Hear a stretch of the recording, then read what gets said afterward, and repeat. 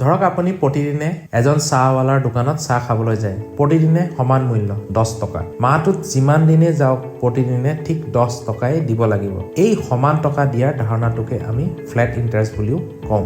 ৰমেনে এখন নতুন Activa স্কুটি কিনিবলৈ লোন এটা ললে লোনত তেওঁ কোৱা হল ফ্ল্যাট ইন্টাৰেষ্ট ৰেট লাগিব ফ্ল্যাট ইন্টাৰেষ্ট মানে সমান ইন্টাৰেষ্ট প্ৰথমে ৰমেনে ভাবিলে ঠিকে আছে উজু আৰু সহজ বছৰে বছৰে একেই পৰিমাণত ইন্টাৰেষ্ট দিম কিন্তু কাহানিৰ মাজত টুইষ্ট আছে ৰমেনে লক্ষ্য কৰিলে যে প্ৰত্যেক বছৰে তেওঁ যিমান প্ৰিন্সিপাল মানে মূলধন ঘূৰাই দিয়ক তথাপিও তেওঁৰ ইন্টাৰেষ্ট গণনা কৰা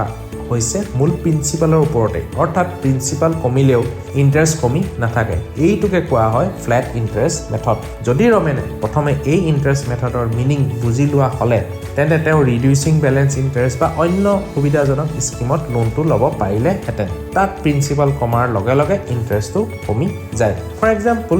যদি আপুনি 1 লাখ টকা লোন ললে 5 বছৰৰ বাবে 10% ফ্ল্যাট ইন্টাৰেষ্টত প্ৰতি বছৰে ইন্টাৰেষ্ট 10000 টকা দিব লাগিব প্ৰিন্সিপাল যিমানে কমি না যাওক কিন্তু ৰিডিউসিং ব্যালেন্সত বছৰে প্ৰিন্সিপাল কমাৰ লগে লগে ইন্টাৰেষ্টটো কমি যায় হে